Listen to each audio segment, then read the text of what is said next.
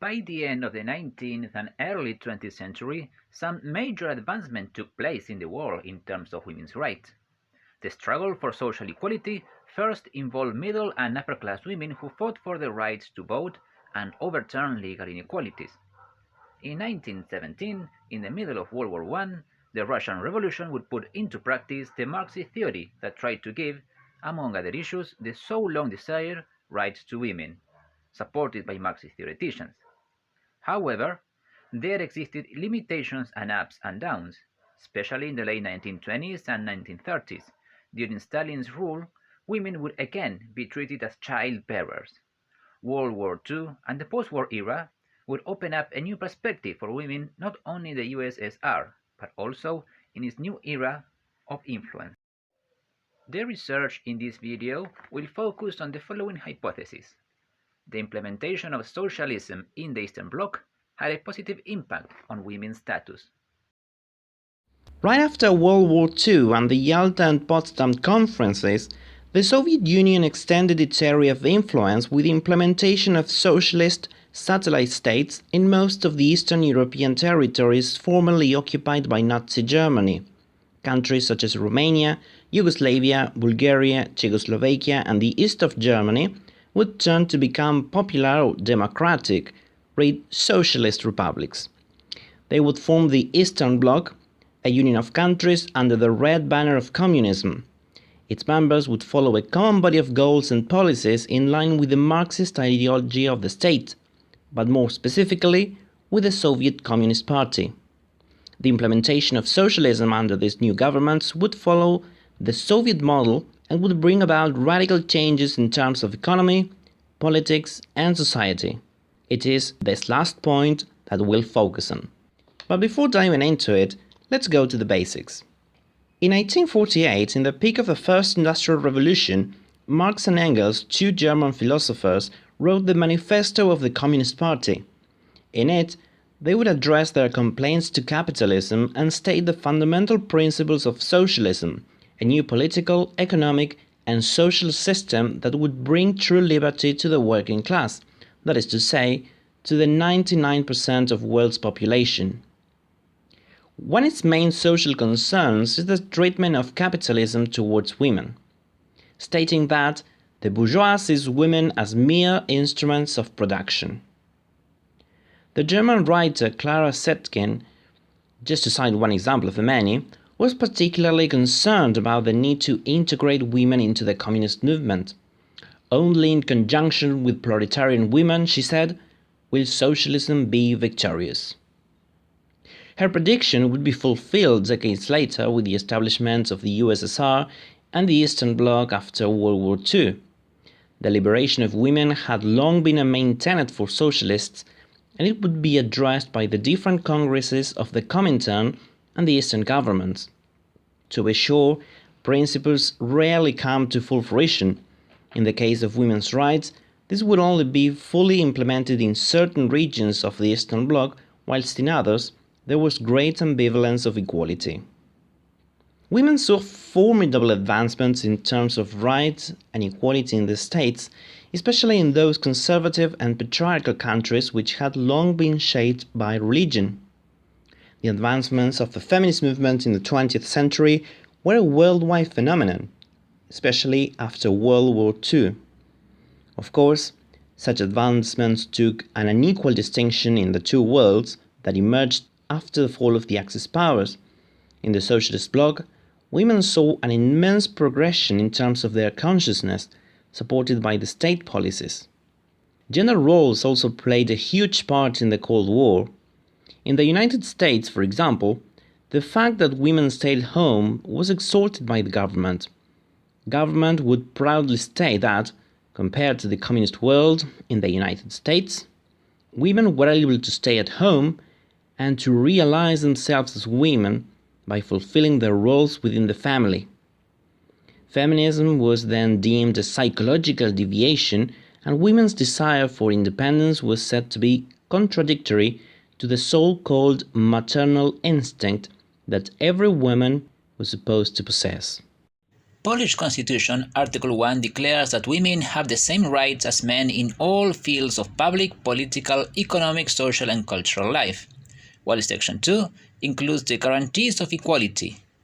In the same context, other precepts could be cited regarding the electoral rights of men and women, the compatibility of professional and family obligations of women, etc., for not referring to other branches of law that, on the basis of the Constitution, protect equality without discrimination of the sexes. This struggle for the equality of the sexes is exemplified in Clara Zetkin's speech. She said that the competition of the women in the professional world is the driving force for the resistance of men against the demands of bourgeois women's rights advocates. It is pure and simple, the fear of competition. All other reasons which are listed against the mental work of women, such as the smaller brains of women or their allegedly natural advocation to be a mother, are only pretexts. She went out into the economic life in order to aid her husband in making a living, but the capitalist mode of production transformed her into an unfair competitor. She wanted to bring prosperity to her family, but instead, misery descended upon it. The proletarian woman obtained her own employment because she wanted to create a more sunny and pleasant life for her children, but instead she became almost entirely separated from them.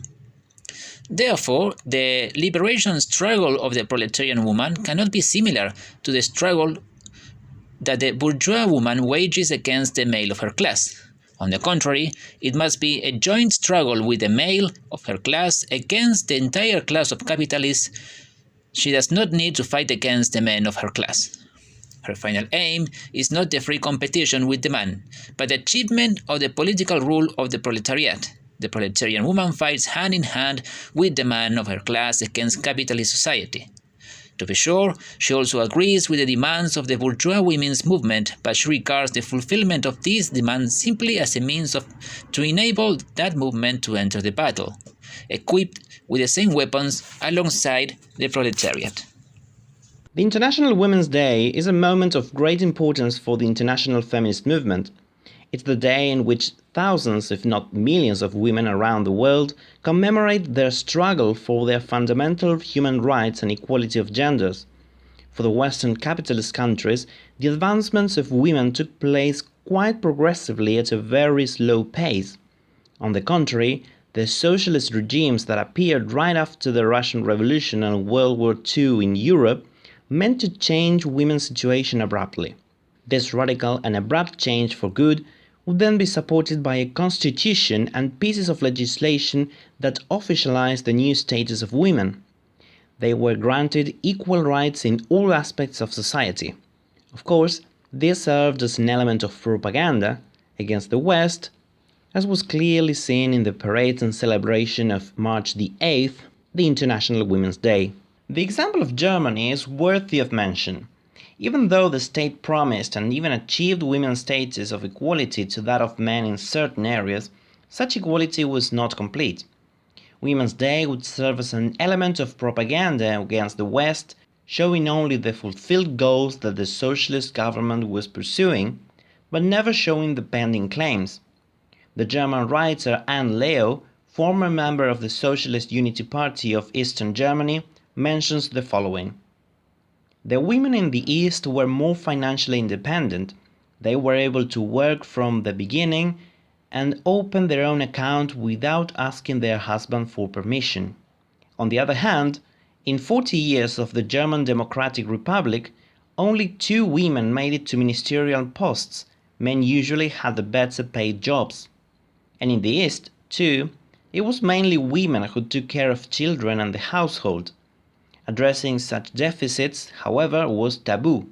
The crux of the German Democratic Republic's Women's Day was that that day was in fact not, as Clara Zetkin had once demanded, about the fight for women's rights, but merely about celebrating achievements. In Poland, back when it was the Polish People's Republic, or PPR, its 1952 constitution outlines a separate article that exclusively pertains the rights of women. Article 66 created the legal framework by which women were not only equal to men in all spheres under state or party control, but also a framework by which mothers would receive a wide range of different services related to their reproductive role, such as mother and child care, paid maternal leave, as well as a large network of child care services, like creches and nursery schools. But how well did this legal framework actually help to develop women's rights? Citizens from the ex-PPR, like Meya Mortensen in newspaper The Guardian, claimed that the regime made absolutely no distinction between men and women. I never even thought about the division. All advances in society were open to men and women equally. Similar views can be observed in ex-members from the League of Women, Poland's primary mass women's organization during the communist period.